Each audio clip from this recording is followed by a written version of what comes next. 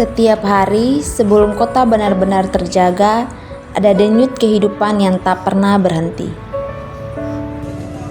Pasar Impres Naikoten adalah salah satu pasar tradisional terbesar di Kota Kupang, Nusa Tenggara Timur, dan menjadi pusat aktivitas ekonomi utama bagi masyarakat setempat. Pasar ini menawarkan beragam hasil bumi khas NTT seperti jagung, pisang, ubi-ubian, serta aneka sayur mayur segar, termasuk sayur kangkung yang menjadi ikonik di pasar ini. Selain itu, pasar ini juga menyediakan banyak ikan segar dan juga ikan kering.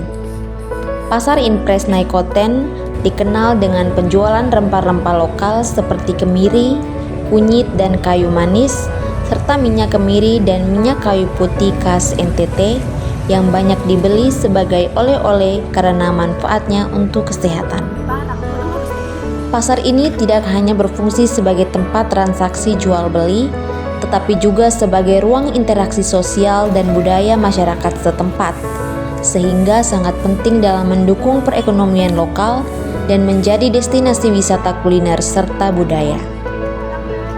Selain itu, ada ciri khas yang ditampilkan di pasar ini, yaitu jasa pengantaran barang dengan gerobak. Karena jarak transportasi umum dan tempat parkir atau motor yang agak jauh, maka para pedagang di pasar Impres Naikoten memang menawarkan jasa kereta barang dengan harga per kereta dibanderol 10.000 ke atas. Harga berbagai komoditas di pasar Impres Naikoten sering mengalami fluktuasi, terutama menjelang hari raya atau musim tertentu. Misalnya, harga cabai rawit bisa mencapai Rp60.000 sampai Rp80.000 per kilogram pada periode tertentu. Sedangkan harga beras dan sayuran seperti tomat juga sering berubah sesuai musim dan ketersediaan. Harga daging sapi dan babi biasanya naik menjelang tahun baru atau hari raya besar. Namun, secara umum, fluktuasi harga beras dan bahan pokok lainnya di pasar ini dinilai tidak terlalu drastis dalam jangka waktu tertentu. Pasar Impres Naikoten juga menjadi sorotan pemerintah daerah, terutama dalam hal pemantauan harga dan kebersihan pasar. Pasar Impres Naikoten ramai dikunjungi masyarakat, terutama pada hari-hari tertentu seperti menjelang hari raya atau musim panen. Namun, suasana pasar bisa berubah menjadi kurang ramai pada waktu-waktu tertentu, misalnya menjelang tahun baru. Pedagang di pasar ini tidak hanya datang dari kota Kupang, tetapi juga dari beberapa daerah di Indonesia seperti pedagang pakaian yang kebanyakan dari Makassar atau Jawa.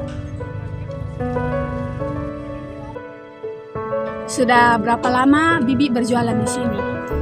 Dari tahun 2005. Menurut Bibi dari 2005 sampai sekarang perubahannya tuh pembeli atau pengunjung yang datang itu justru semakin banyak atau sebaliknya semakin berkurang dan semakin sepi? Awalnya rame untuk awal-awalnya ya. Habis itu mulai corona sempat berhenti juga. Sempat ya tidak berhenti total, tapi penurunan drastis. Habis itu mulai bangkit lagi. Setelah corona mulai bagus lagi pembelinya. Mulai ramai kembali. Di tengah perkembangan zaman yang sekarang semakin pesat, tentu saja ada platform belanja online, terus juga ya seperti Shopee, Tokshop begitu. Iya.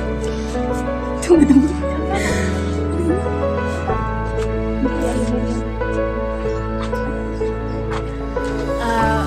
Bagaimana cara Bibi itu menyesuaikan diri dengan pedagang yang datang sekarang, terus apa tantangan yang paling besar yang dialami saat berjualan di sini?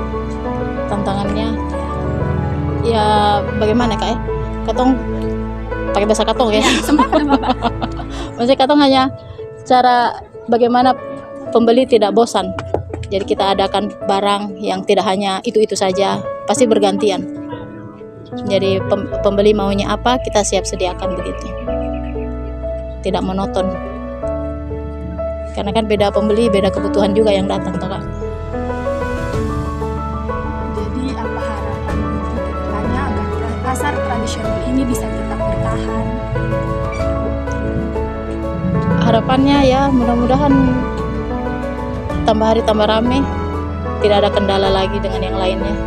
Soalnya kan barang ini juga kadang menyesuaikan juga sesuai orang punya kebutuhan. Tidak rame terus, kadang sepi, kadang rame, hanya bergantian seperti itu.